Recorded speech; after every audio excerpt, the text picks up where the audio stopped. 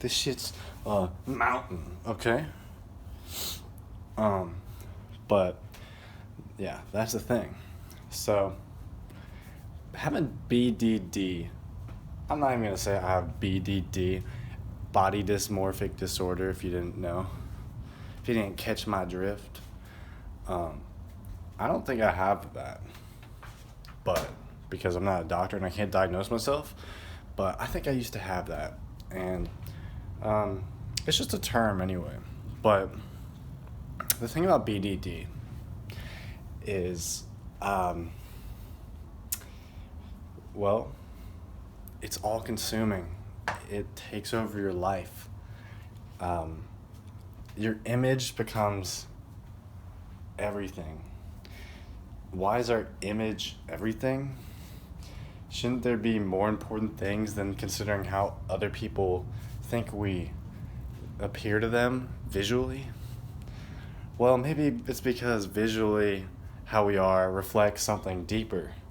Maybe we're programmed to take people's visual selves as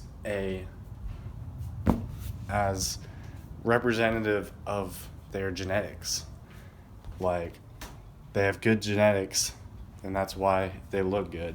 I'm drawn to them because my body knows that this person has good genetics, and if I had a baby with this person, or if it's the same gender, then this person's got good genetics. And I want to befriend this person because I want to be friends with someone with good looking genetics. I want to have kids with someone with good genetics. And yeah, so looks are an indicator of that. Of course, everybody knows that. Well, thing is, looks can sometimes be wrong. And also, what you think is something about someone's looks or whatever, or about your own looks, can be wrong about how it looks to other people. Listen, having Pectus Carinatum, I guess the deepest fear there isn't that it appears a certain way, but what that appearance reflects on a deeper level about your value as a person, a value sexually as a sexual partner, value to the and usefulness and to the group, and how other people are gonna perceive you. So it's like sexual usefulness, which is what we're programmed to care a shit ton about, because people that don't care a lot about being seen as sexually viable aren't gonna make it to the next line of evolution there. So we're really programmed to care about whether or not we are sexually viable. And we know that looks are a huge indicator for this, although, of course, not the biggest indicator.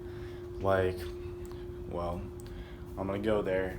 Like, for guys versus girls, they'll say, like, girls care less about looks, guys care more about looks in girls.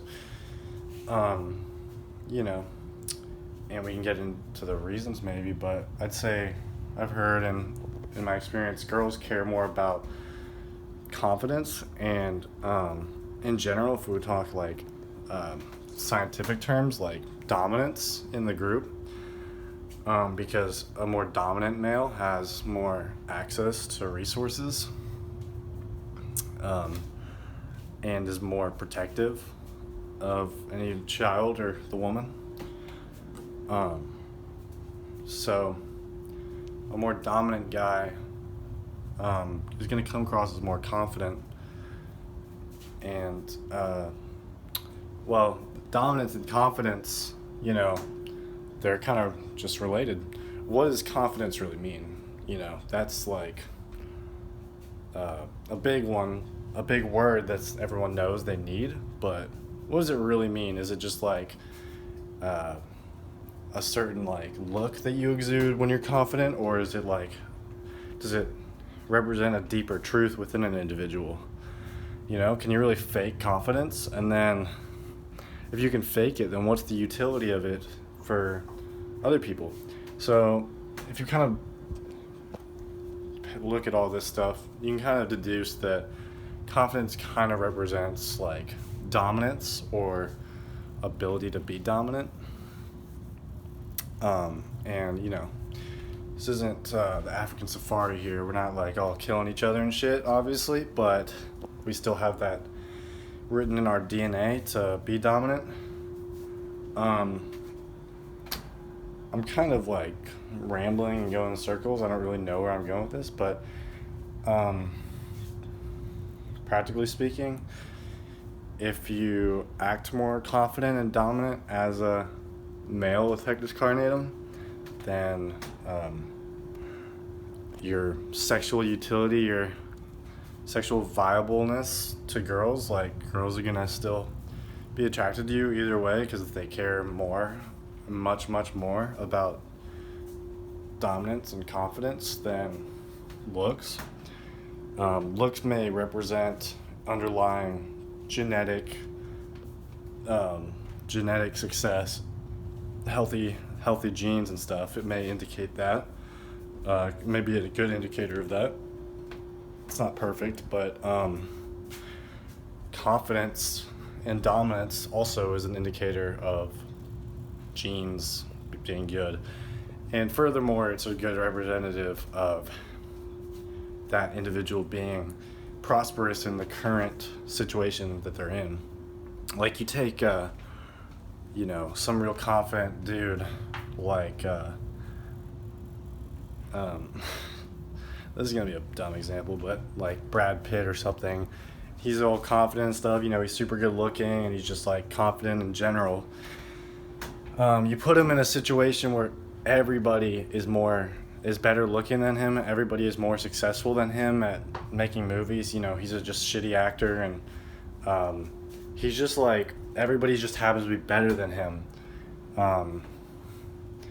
Well, he's not going to come across as confident, and in that particular situation, although his genes are just the same, situationally, the confidence reads to other people that he's not as good of a mate, because in this certain situation he doesn't have the same dominance and protection of the babies and stuff like that.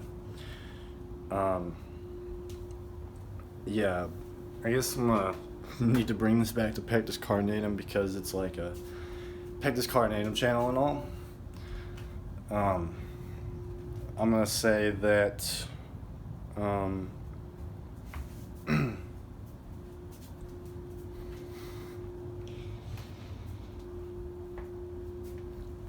that Pectus Carinatum may or may not affect your ability to be athletic and to be Pectus Carinatum may or may not affect your athleticism. Like, for most people with Pectus Carinatum, it does take a toll on your respiratory system. Makes you like less in shape in that way, and less endurance perhaps, because there's less room for your lungs to expand to accommodate for the increased need for heart pumping and everything when you exercise. But other than that, as doctors will say, it is primarily cosmetic, in that it's not totally detrimental to you physically. You know, leave a comment, let me know if you're like how athletic you are and stuff. I'm pretty much a Chad, you know. No, but I don't want to sound like cocky, but I am decently athletic. I'm kind of uncoordinated, but I'm very like, I've always been strong. And so what I'm saying is that the base of having your chest is and the ribcage all different and everything, it doesn't necessarily hamper your athleticism at all. So, you know, if that's the case for you, especially if that's the case for you, then, like, really, what do you have to feel bad about for your Pectus Carinatum? It's like people will judge people that are different than them, and people who are just different or outliers in any way feel more insecure because they're alienated and they are at risk of being turned on, and because people are going to side with people who have similar traits to them when push comes to shove. So no matter what the trait is, even if it's not a negative trait per se, even if it's an outlying trait, then it is likely to make you insecure, but then there's a chance to overcome that. And also, if you have these differences, it makes you more likely to build certain skills and assets like creativity and increased social skills and networking while being different and networking with people who are different than you because you're used to being a little different. Okay, so I'll give another example of so girls that their breasts develop early and they're in like middle school and they've got like giant tits already. They get bullied like a lot of the time. I mean, never had experience with this, to be honest, but like this is like a trope. It's a common thing you hear. So they're getting bullied, and why are they getting bullied? When having large breasts is a desirable trait to most people. So they're getting bullied just for the mere sake of being different or developing just at a different rate than other people. You know what I mean? People that are highly intelligent and have outlier level of intelligence, they